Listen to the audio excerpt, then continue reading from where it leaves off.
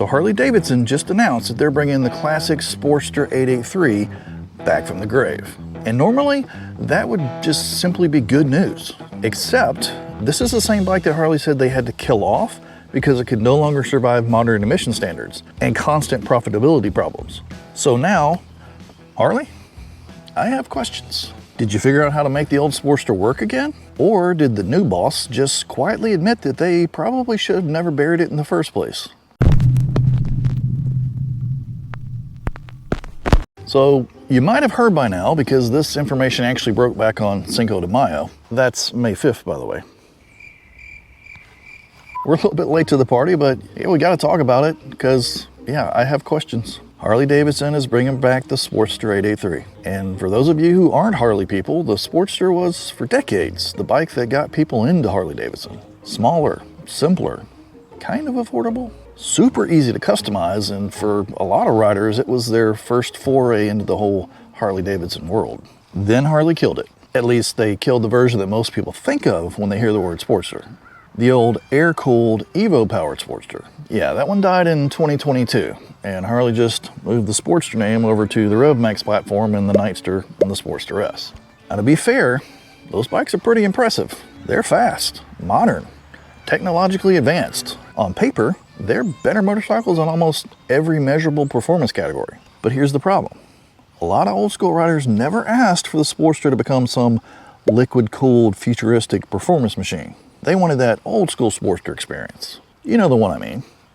Air-cooled V-twin, classic styling, familiar sound, and something that you could make your own without needing constant software updates and an electrical engineering degree. So now, new CEO Artie Starrs says the old Sportster's coming back in 2027.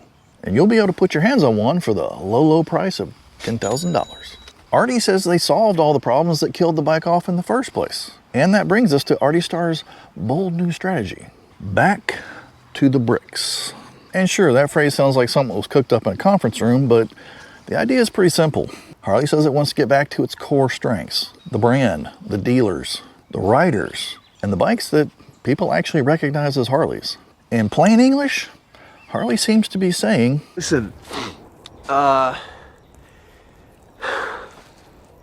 we f***ed up. And look, I'm not even saying that every old decision Harley made was wrong, or that every new current idea is brilliant, because Harley had to evolve. The motorcycle world has changed, and that's all the more reason why bringing back that 883 raises some big questions. Like, if emissions killed off the old school Sportster, then how is an air-cooled 883 just suddenly A-okay again? And if Harley was really losing $2,000 on every Sportster model sold, then how do they fix that problem? And if Harley's got a new Sprint entry-level model coming, then why bring back the Sportster 883 too? Oh, and while we're at it, where does this leave the Sportster S? Yeah, gang, I got questions. And then, of course, there's the cultural comedy of it all, because some of the same people that spent years calling the old Sportster a beginner's bike, or a girl's bike, or not a real Harley, those same people were all suddenly heartbroken when Harley killed it off. Suddenly, the Sportster was the heart and soul of Harley-Davidson. So now that Harley's bringing it back, are those same people going to welcome it back like a long-lost brother? Or go right back to calling it a girl's bike? Oh, we got some stuff to get into. Before we go too deep, we need to talk about why the Sportster matters so much, because if you're not familiar with Harley, it's probably easy to just look at this and go, okay, Harley's bringing back a small cruiser. So what? But for a lot of people, the Sportster wasn't just any small cruiser. It was the bike that got them in the front door. Simple, affordable, super customizable. Nobody bought an 883 because they wanted to win horsepower contests. They bought it because it was a real, mechanical, old school motorcycle. Air-cooled, V-twin, classic Harley. And an aftermarket big enough to financially ruin you one custom part at a time. It was a magical blank canvas. You could leave it stock, or you could turn it into a bobber, or a cafe racer, or a club-style bike, or some Frankenstein garage project that looks like you lost a battle with a parts catalog. But it was yours, and it gave people a low-cost entry into the Harley world. And that's why killing it off was such a big deal. And suddenly the bike that people used to mock became a sacred cow. Now, I'll be honest, back to the bricks sounds exactly like the kind of phrase I'd see in a PowerPoint presentation at work. But underneath the cringy branding language, the idea is pretty simple. Harley-Davidson says it wants to get back to its core. The motorcycles, the dealers, the parts and accessories, and of course, the brand loyalty and culture around owning and customizing a Harley. In normal rider speak, I take that to mean maybe we strayed a little bit too far away from what people actually wanted. And it's a dramatic departure from the last several years where Harley's been focusing on premium motorcycles with higher margins. The problem with that was motorcycles don't work like luxury watches or designer handbags. You have to keep bringing in new riders. So when the entry-level bikes get too expensive, that whole pipeline dries up. This looks very much to me like Harley finally recognizing that the brand got way too top-heavy, too dependent on veteran riders with deep pockets, which ultimately made that lower end weaker and weaker. Back to the bricks feels like Harley trying to rebuild that foundation. And it feels extremely different from the yoke and Zeitz era that we just emerged from. To understand why this Sportster announcement feels like such a big shift, you have to understand that under yoke and Zeitz, Harley had pulled way back. They'd cut models, they moved away from volume towards higher margins on fewer sales. And to be fair, there was logic behind it at the time. Harley had spent years dealing with declining sales and too much inventory sitting on the showroom floors. So the Zeitz plan was simple. Make more money on each bike sale. But a motorcycle company can't survive forever by just selling expensive motorcycles to people who already love the brand. And look, Artie Starrs took a lot of heat coming in as the Pizza Hut and Top Golf guy. But I gotta say, he seems to have a much better handle on the bigger picture. See, the motorcycle is just the ticket into the show. Then you get to accessorize and service that puppy, buy t-shirts and apparel, naturally, go to events, and eventually trade that puppy in on a newer, bigger Harley. And suddenly, entry-level accessible bikes make a whole lot more sense. The yoke and Zeitz way left premium bikes taking up space on the showroom floor, but you sell someone an affordable Sportster 883, and now maybe that person comes back for pipes and a seat, plus a sissy bar, a windshield, bags, tires, service, a helmet, a jacket, and eventually, a bigger Harley. Suddenly, that low-margin bike starts looking pretty good on a spreadsheet. But saying we're bringing back the Sportster, that's the easy part. But making it affordable, desirable, and still profitable, yeah, that's going to be the harder part. According to the Wall Street Journal, Harley was losing about $2,000 per Sportster before it was discontinued. And if that's true, that means it wasn't just emissions or changing customer tastes that killed it off, as we were led to believe. It might have just been about money. And Artie says his team has solved the problem. Okay, great. How? Harley hasn't exactly explained how a bike that was supposedly losing money hand over fist is going to suddenly come back and make sense. If Harley's trying to hit a lower price point, I wouldn't expect it to be packed with technology and features. It would need to be basic. And for a Sportster, basic's fine. In fact, for a lot of people, basic's preferred. The Sportster was always that blank canvas kind of bike. Maybe Harley's going to reuse some existing components, use stuff that they're already making for other bikes. Here's another possibility. Harley may not be thinking about profit on this bike at all. They may be banking on that pipeline of post-purchase modifications that people are going to want to add to the bike after the purchase. If Harley can sell the bike at a thinner margin, but then still make money over the life of that customer, then yeah, the math might still be mathing. Now, let's talk about the other big question, emissions, because Harley didn't just wake up one day and decide the old Sportster had to go away. The official story behind the Sportster's demise was that it couldn't meet emissions regulations, especially in global markets. So if emissions helped kill it, how is Harley bringing it back? If this new 883 is going to be powered by the same Evolution engine architecture that powered it from the early 80s all the way through 2022, which some outlets are reporting, then something's got to be different, right? The old engine can't just magically become emissions compliant because the new CEO likes classic bikes. It's got to be Evo inspired, same displacement, same basic character. But Harley almost certainly has to update something. Maybe that's why they're bringing back the 883 and not the 1200, because the smaller engine is easier to make emissions compliant. And Harley's got to be careful because if they make it too lean or too restricted, it's going to feel wrong. Harley riders are going to notice and they're going to complain. The whole point of bringing back the classic Sportster is the character. And if that character gets strangled out in the name of emissions compliance, then Harley will have technically brought the Sportster back while completely missing the reason why people wanted it back.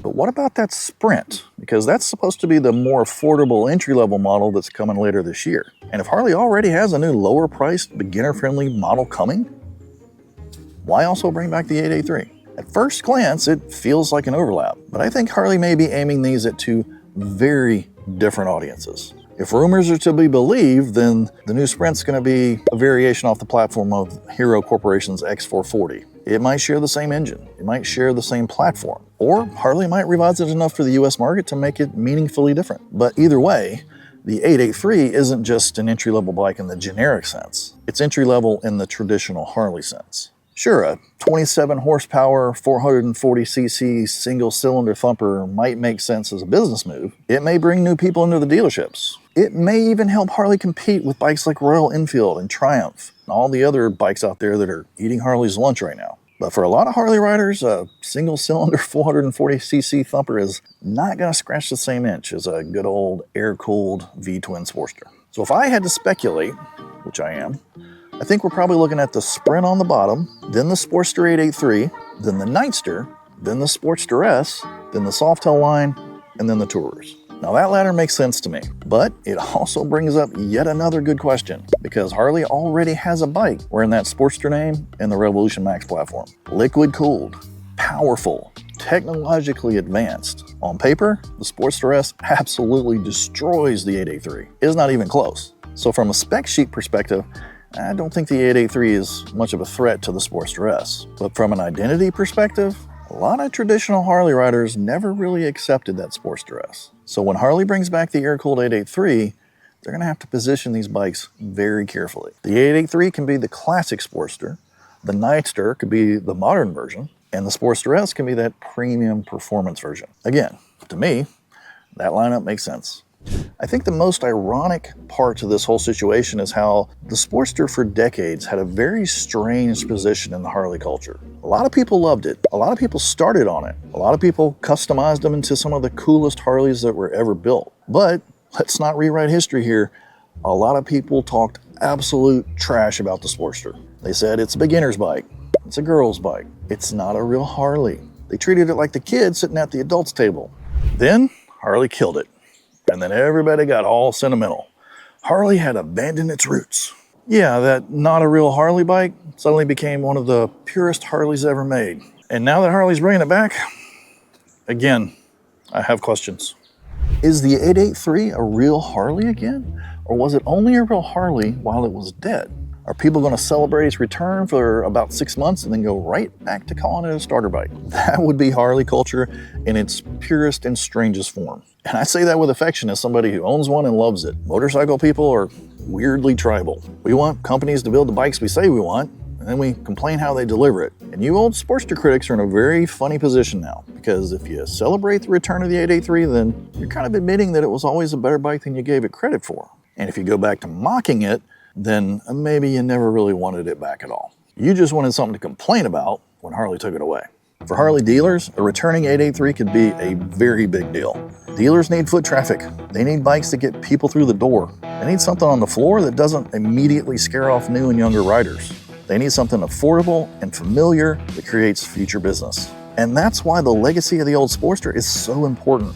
When dealers sold Sportsters, they weren't just selling motorcycles, they were creating Harley customers. And honestly, that may be the perfect role for the returning Sportster, because the Sportster was never really about perfection straight from the factory. It was about the possibilities. You bought the bike, and then you made it yours. To Harley riders, that's culture.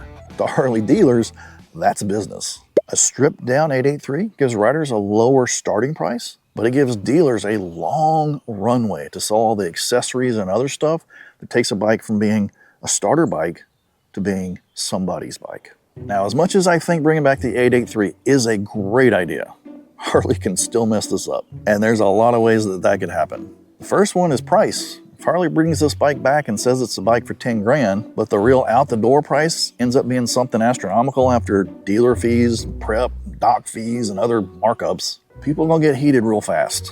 The bike has to feel accessible, and dealers have got to help themselves out on this one. Don't undermine it. If Harley builds an affordable bike, but dealers load it up with markups or turn it into a payment trap, riders are still gonna blame Harley. Right or wrong, that's just how it works. But on the flip side, the bike can't feel too cheap. There's a difference between simple and bargain bin. Sportster buyers will accept basic. They might even prefer basic, but they still expect it to feel like a Harley. And if updated emission specs make it feel too sanitized, then the very people that begged Harley to bring it back are gonna be the ones complaining that they brought it back wrong. And yes, Harley has got to deal with the culture problem, because if the whole community that's been begging them to bring back the Sportster for the last several years suddenly starts mocking everybody who buys it, yeah, that's not going to be great for bringing in new riders. So yes, this could definitely work if executed correctly. It's a lot to ask for a little old 883, but that's what happens when you bring a legend back from the dead. People expect it to be what they remember, even if that memory's become a little bit embellished over the years. So if Harley brings back the classic air-cooled Sportster 883 around the $10,000 mark, are you interested? Would you go buy one? Or would you rather see Harley bring back something like the 1200 or the 48 or something entirely different? And maybe the most dangerous question of all, is the Sportster a real Harley again? I already suspect this one might start a war in the comments. Personally, I'm glad to see it. I've been saying for at least a year that if Harley brought back the Sportster and called it the classic Sportster, it'd make a killing. Just like New Coke bringing back Classic Coke. Maybe Artie Starrs is going to turn out to be the real deal after all, taking Harley back to the bricks. Anyway, that's all I got for you today. In the meantime, ride hard, stay salty, and we'll see you in the next one.